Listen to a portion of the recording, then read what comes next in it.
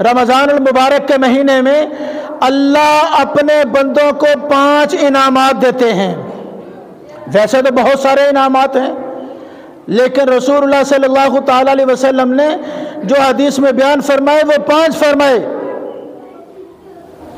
Number 1، رمضان المبارک کے اندر روزہ رکھنے کی وجہ سے روزہ دار کے منہ سے افطار سے کچھ دیر پہلے ایسی بو پیدا ہو جاتی ہے جو حقیقت میں اس کے منہ کی نہیں ہوتی، بلکہ معدہ جو بھوکا رہتا ہے سارا دن پیاسا رہتا ہے اس معدے سے نکلنے والی وہ بو ہوتی ہے۔ عام آدمی جب دوسرے بندے کو محسوس ہوتی ہے تو اس کو کراہت محسوس ہوتی ہے، وہ نفرت کرتا ہے اس بو سے، اور اللہ کیا فرماتے ہیں کہ مجھے یہ روزہ دار کے منہ کی بو جو ہے یہ مجھے مشک اور عنبر سے بھی زیادہ محبوب ہے۔ اللہ قدردان ہے، اللہ قدر کرتے ہیں کہ اس بندے نے میری خاطر صبح سے لے کر شام تک کچھ نہیں کھایا پیا، اب اس کے منہ سے جو ایسی بو آ رہی ہے میں اس کا قدردان کیوں نہ بنوں کہ مشک اور عنبر سے بھی زیادہ اس کی اہمیت ہے اللہ کے نزدیک۔ بھائی کیوں نہ ہو، اللہ رب العزت اس روزہ دار سے محبت فرماتے ہیں، اس روزہ دار سے اللہ کے جو ہے محبت فرماتے ہیں۔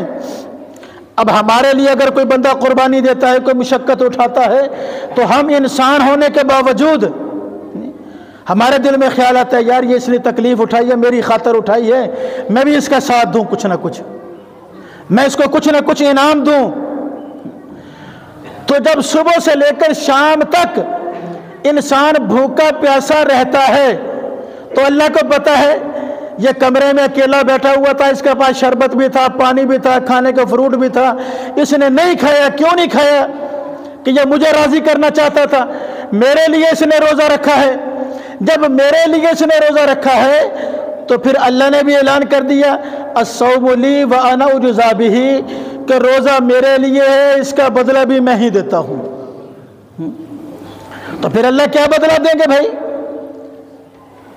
تو اللہ کیا فرماتے ہیں کہ اس کے منہ سے جو آنے والی بو جو ہے جس سے لوگوں کو کراہت ہوتی ہے، نفرت ہوتی ہے، اللہ فرماتے ہیں کہ مجھے یہ مشک اور عنبر سے بھی زیادہ محبوب ہے۔ بعض علماء نے لکھا ہے کہ کل قیامت والے دن جب ترازو پہ اعمال تولے جائیں گے تو اللہ جل شانہ و من والہ اس کے منہ کی بو جو ہے اس کو خوشبو کی شکل دے کر نیکیوں والے ترازو میں رکھ دیں گے، اس کا وزن بڑھ جائے گا۔ اور بعض علماء نے لکھا ہے کہ جب یہ جنت میں داخل ہوگا تو جنت میں داخل ہونے کے بعد جو جنت کی مشک اور عنبر ہے اس سے بھی زیادہ اچھی خوشبو اللہ اس کو عطا فرمائیں گے اس کے بدلے میں۔ بہت بڑا انعام ہے روزہ دار کے لیے یہ کہ اس کے منہ کی بو کو اللہ پسند فرماتے ہیں۔ اور دوسرا انعام کیا فرمائیں گے کہ یہ مچھلیاں جو ہیں سمندر کے اندر رہنے والی، پانی کی تہ میں رہنے والی مچھلیاں، یہ بھی روزہ دار کے لیے مغفرت کی دعا کرتی ہیں، روزہ دار کے لیے مغفرت کی دعا کرتی ہیں۔ اللہ پاک جو ہے فرشتوں میں اعلان فرماتے ہیں کہ میرے فرشتوں تم گواہ ہو جاؤ میں فلاں بندے سے راضی ہوں، میں فلاں بندے سے محبت کرتا ہوں اور میں نے اس کی بخشش کر دی ہے۔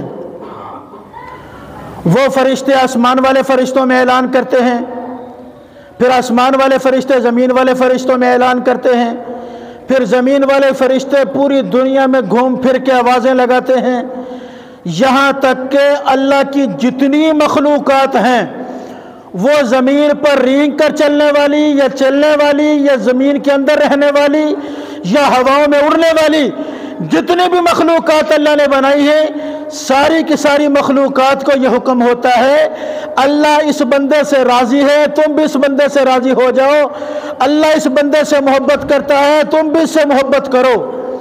اور ان کو حکم ہوتا ہے کہ تم اس کے لیے بخشش کے لیے مغفرت کے لیے اس کی دعا کرو۔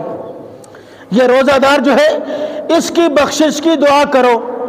اب مچھلیاں پانی کے اندر ہیں وہ بھی دعا کر رہی ہیں، پرندے اڑ رہے ہیں وہ بھی دعا کر رہے ہیں، چیونٹیاں جو ہیں زمین پر رینگ کے چل رہی ہیں وہ بھی دعا کر، کوئی مخلوق ایسی نہیں ہے اللہ کی جو روزہ دار کے لیے مغفرت کی دعا نہ کرتی ہو۔ یہ بہت بڑا انعام ہے۔ یہاں تک لکھا ہے کہ روزہ دار جاگتے ہوئے جو عمل کرتا ہے اس پر تو نیکی ملنی اس کو، جب وہ سو جاتا ہے اس کا سونا بھی اللہ عبادت میں لکھتا ہے۔ روزہ دار کا سونا بھی اللہ عبادت میں لکھتا ہے۔ اس لیے علماء فرماتے ہیں کہ رمضان شریف میں روزہ رکھنے کے بعد ادھر ادھر بیٹھ کے گپے نہ لگایا کرو، تم غیبت نہ کیا کرو، کسی کی چغلی نہ کیا کرو، زبان سے گالیاں نہ دیا کرو، جھوٹ نہ بولا کرو۔ اس سے بہتر ہے کہ تم 2 گھنٹے سو لیا کرو، تمہارا سونا اللہ عبادت میں لکھ دے گا۔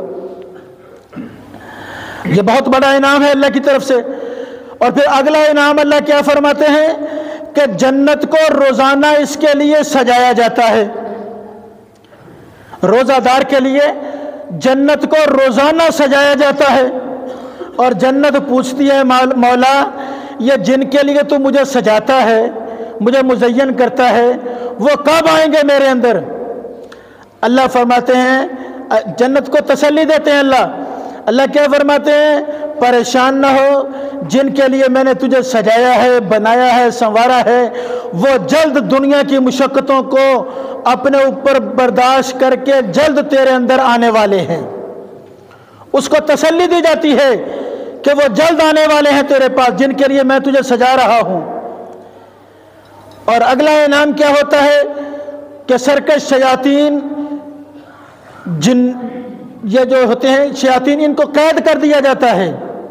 ان کو، اس سے آپ حضرات اندازہ کرتے ہوں گے کہ عام دنوں میں جو انسان گناہ کرتا ہے، عام دنوں میں جو زندگی اس کی ہوتی ہے، رمضان میں کچھ مختلف ہوتا ہے اس سے۔ وہ گناہ کرنے کی جلدی ہمت نہیں ہوتی، ان گناہوں سے بچتا ہے۔